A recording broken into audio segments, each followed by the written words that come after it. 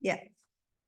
In 2009, a senior lecturer at Monash University, Meyer Bloom, approached me and took a video of me telling my life story. 10 years later, he published this story, among others, in an amazing book. I was many times guest speaker at the Jewish Museum, the Corporate Synagogue, our Sephardi Synagogue, on Zoom, and last December at the Wizo Masada meeting. I noticed recently one thing in all my many talks about my life. I never once made a mention of my ill-fated 20 years marriage. Tonight, I think I can share my story with you to give you just a glimpse of what innocent victims suffered in silence, being subjected to mental cruelty, violence for years from cruel and heartless husbands because they had nowhere to turn and nobody to take care of them. I just want to put this up. Can you not hold it? Is it okay? I was born in Egypt 100 years ago, as you all know, to wonderful parents.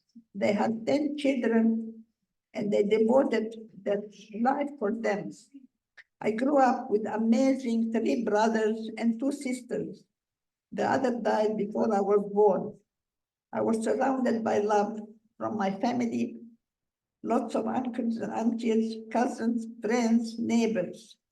My happiness lasted for 23 years.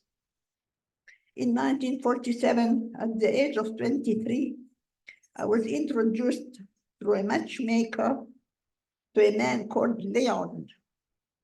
He was 13 years older than me. I was young, beautiful, intelligent, educated in French and English, and also a virgin. And I had a substantial dowry. Also, a very good job that earned me very good money. I was a good catch for this man.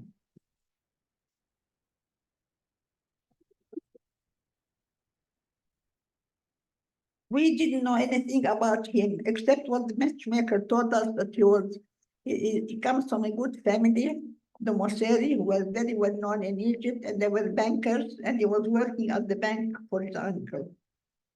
I was engaged 1 week after I met him and got married a few months later, in November 1947. I really didn't get a chance to know this man. However, 6 months later, my life took a turn for the worse. The day the state of Israel was declared in May 1948, the Muslims became monsters, criminals, and murderers against Jews and Christians. The one you thought they were your friend for years turned against you overnight. Panic was everywhere. Leon decided that we should leave, and in February 1949, we left Egypt to come to Australia. That day was the worst day in my life. I left my heart behind. All the people I loved seemed to have died at once, and I grieved with them for a very long time. Landing in Melbourne was like landing on another planet. My whole previous life was erased, wiped out. I had to start from scratch, not knowing a soul in a strange country. It was too much for me to bear. Also, I was worried about my people that I left behind, and they were suffering. And I grieved deeply about 10 months. But unfortunately, Leon was insensitive to my feeling, and I felt utterly alone. After being in Melbourne for 10 months, I became pregnant. I was happy, thinking maybe with a baby to love, it will ease my suffering.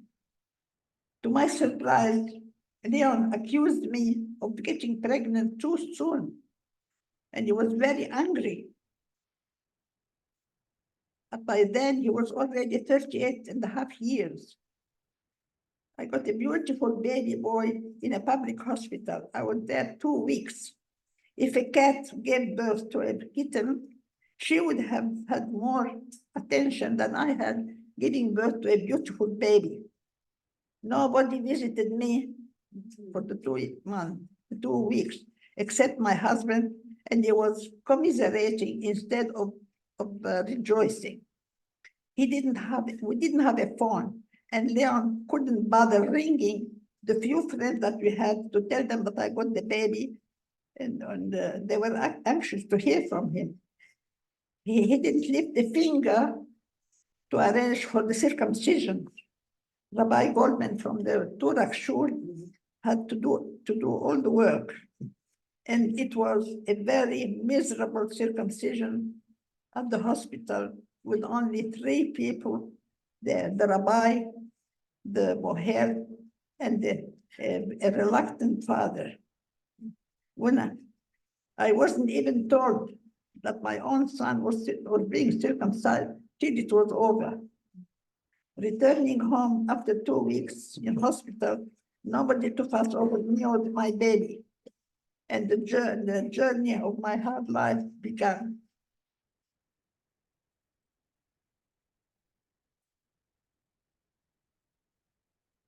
My baby was a wonderful baby. For 3 months, I'm not exaggerating, this baby didn't wake up one night. And the first time he cried, my husband lost his temper, got up and shouted at the baby, "Shut up, I want to sleep."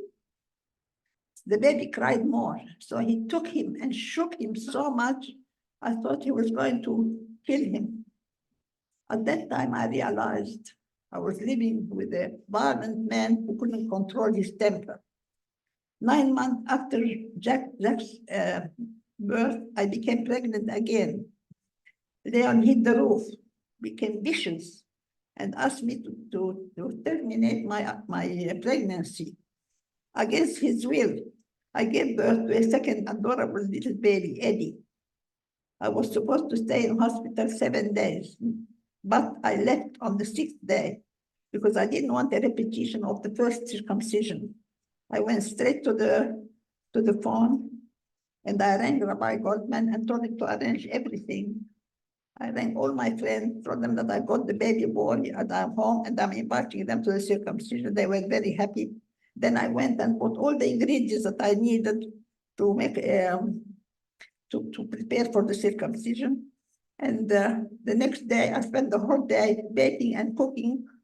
And the day of the circumcision was perfect because I had it at home, surrounded by the few friends that I have. Life deteriorated at home after the birth of my second child. For my bad luck, I became pregnant again.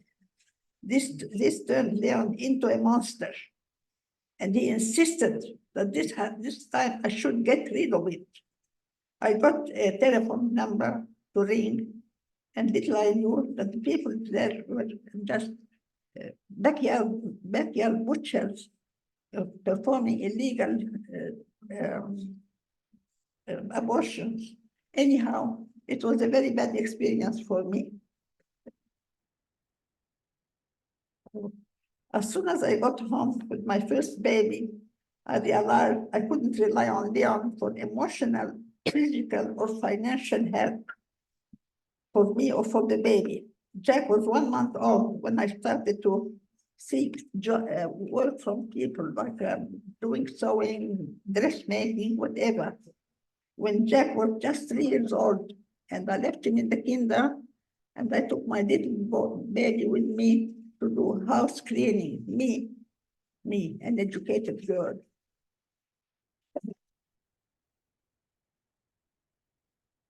Kids were growing so at their expenses. When my little one was about 7 years old, I had no choice but to go back to work full time.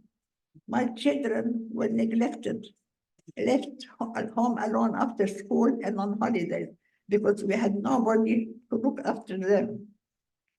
We could have had my family and my friends with us, which would have made a tremendous difference to me and to my children. All my family wanted to join us. They were suffering hell.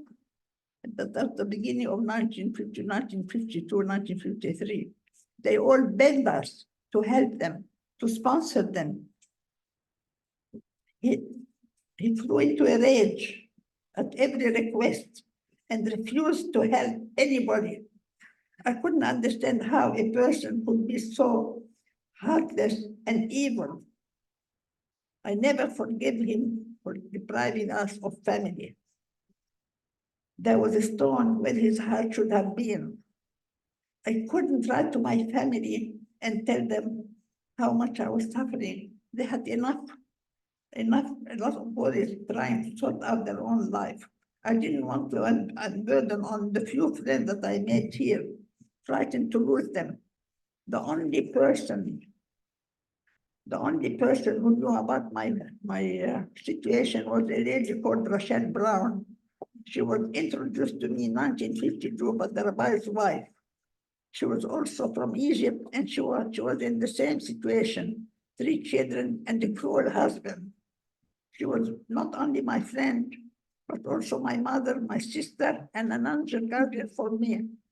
We stayed very, very close for 47 years till she died in 1999. She was the best friend I ever had. 15 years trapped in this sad marriage took a toll on my mental health and on the children. The doctor couldn't help me with nerve tablet anymore. In desperation, he had to talk to my husband. It was like talking to a brick wall. Leon defended himself by telling the doctor that he never loved me. He got married by matchmaker and he never wanted any children. The doctor advised me to leave him. It took me another 5 very traumatic years to be able to free myself and my children from this situation. I left in 1970 and moved into an apartment with my children. The day I left was the beginning of my happiness for the rest of my life. 2 years later, I got my divorce, and you wouldn't believe it, I got 5 marriage proposals. I fell in love with a wonderful Hungarian widower named Frank, who was 2 years older than me. That man had a great impact on my life, and we stayed friends for 34 years till he died in 2008. He loved me too much. He gave me back my confidence. He took me on holidays, dancing, the dining out, and a lot more. He was a man full of heart and compassion, and that's something I couldn't have in my marriage. Now that I am 100 years old, I lead a quiet life. I live at home, and the young lady shares my flat with me. My 2 sons, who grew up to be fine men, look after me very well. I also have a wonderful daughter-in-law, 1 in a million. Deborah, who is here tonight, Jack's companion for many years, treats me like her own mother. I have a niece who is also here tonight, and that's the only relative I have in all Australia. She's my brother's granddaughter. She's married with 3 children, and they give me a lot of joy. I have nice friends. I'm surrounded by carers that treat me like mother or grandmother.